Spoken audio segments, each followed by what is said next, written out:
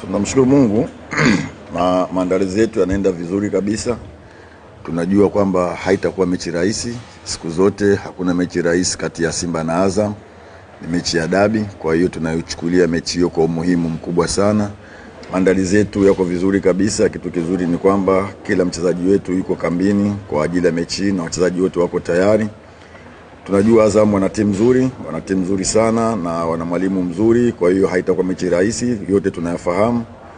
Pamoja na ubora wao, uzuri wao na uwekezaji wao kwenye timu yao, tunahakikisha kesho lazima tupate alama 3. Japo haitakuwa rahisi, lakini tumejipanga kutoka na alama zote 3 katika mchezo wa kesho. Ni kweli tumekuwa na tatizo kubwa sana la kutumia nafasi.